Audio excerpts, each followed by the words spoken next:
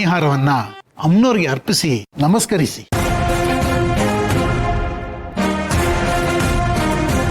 ಗೌರಿ, ಈ ಮಣಿಹಾರವನ್ನ ತಗೊಂಡು ಹೋಗಿ ಕಳಸವನ್ನ ಅಲಂಕರಿಸು. ನಾನಾ? ನೀನೇ ತಗೊಮ್ಮ. ಏನ್ರಿ, ನಾವ್ ಆ ಜಾಗದಲ್ಲಿ ನಿಂತ್ಕೋಬೇಕಾಗಿತ್ತು.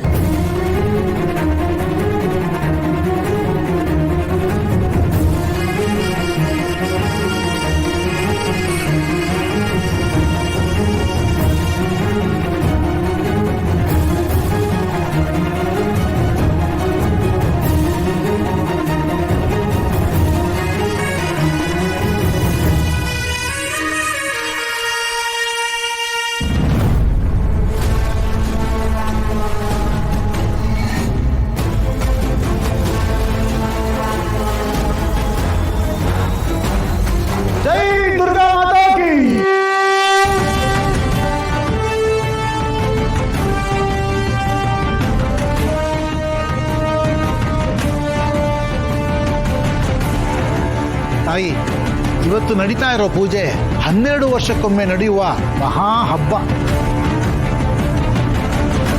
ಅದಕ್ಕೆಲ್ಲ ಕಾರಣ ಈ ರಾಜವಂಶದ ರಾಜ ಮತ್ತು ಮಹಾರಾಣಿಯವರು.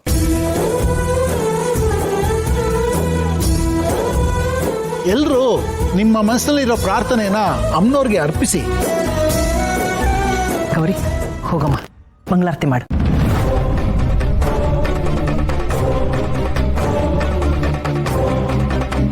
ನಾನಾ? ನೀನೇ ಮಹಾಮಂಗಳಾರತಿ ಮಾಡು ತಾಯಿ.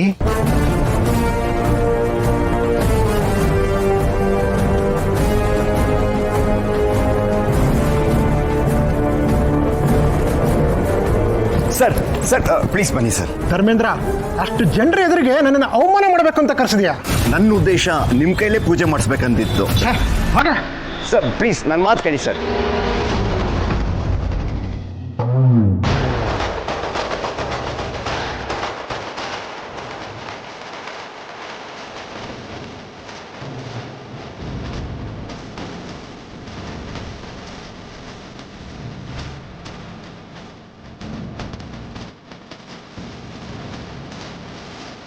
ಕುಸ್ತಿ ಬರುತ್ತಾ ನಿನ್ಗೆ?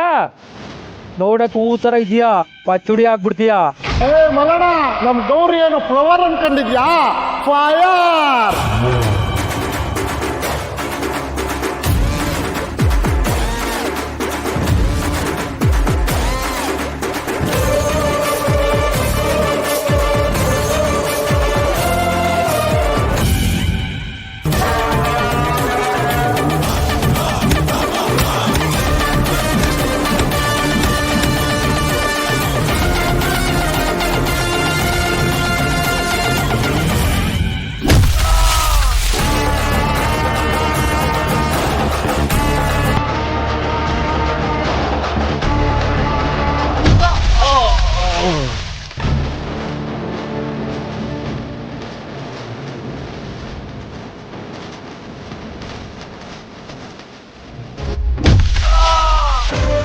ನಮ್ಮೂರಿನ ರಾಣಿ ಮಹಾರಾಣಿ ಜನರ ಕಣ್ಮಣಿ ಗೌರಿಯವರು ಮಲ್ಲಣ್ಣ ಜಟ್ಟಿಯನ್ನು ಸೋಲಿಸಿದ್ದಾರೆ.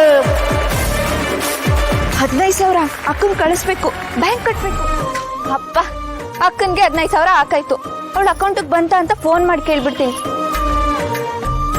ಹಲೋ ಅಕ್ಕ, ಈಗ ತಾನೇ ದುಡ್ಡು ಹಾಕ್ದೆ.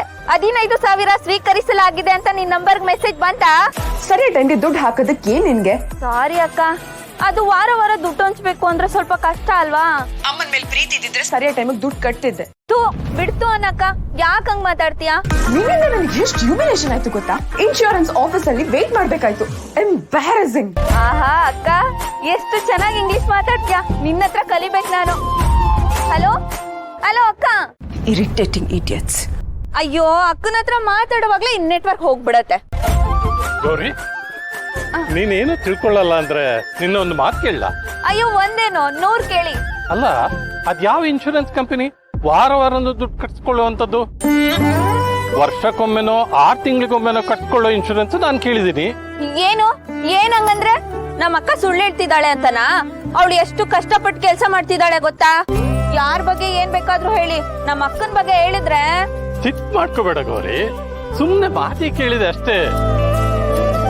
ನಮ್ಮ ಅಕ್ಕ ಏನ್ ಹೇಳಿದಾಳೆ ಗೊತ್ತಾ? ಹೀಗೆ ತಿಂಗಳ ಹಣ ಕಟ್ತಿದ್ರೆ ನಮ್ಮಮ್ಮ ಮಾತಾಡ್ತಾಳಂತೆ. ಅಕ್ಕನ ಬಗ್ಗೆ ಏನೇನೋ ಹೇಳ್ಬೇಡಿ ನೀವು. ತಂಗಿ ಅಂದ್ರೆ ಹೀಗಿರ್ಬೇಕು ನೋಡು. ಅಲ್ಲ, ಅಕ್ಕನಿಗೆ ಇಷ್ಟೊಂದು ಪ್ರೀತಿ ತೋರಿಸ್ತೀಯಲ್ಲ, ಮದ್ವೆ ಆದ್ಮೇಲೆ ಗಂಡನ ಅದೆಷ್ಟು ಪ್ರೀತಿ ಮಾಡ್ತೀಯೋ. ಏ ಹೋಗಿ ಸರ್.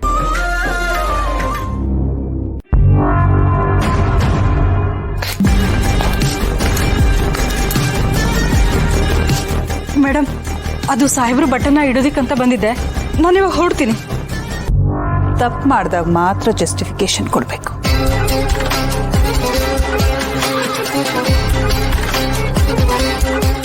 ಯಾರೋ ಕೆಲಸದವಳು ಮುಟ್ಟಿರೋ ಶರ್ಟ್ನ ನನ್ನ ಗಂಡ ಹಾಕೋಬಾರ್ದು.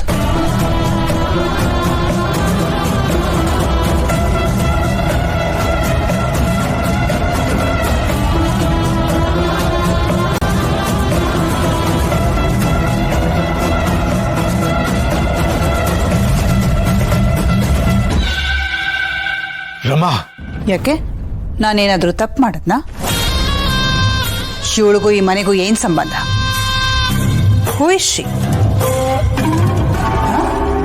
ಮನೆ ಕೆಲಸದೋಳು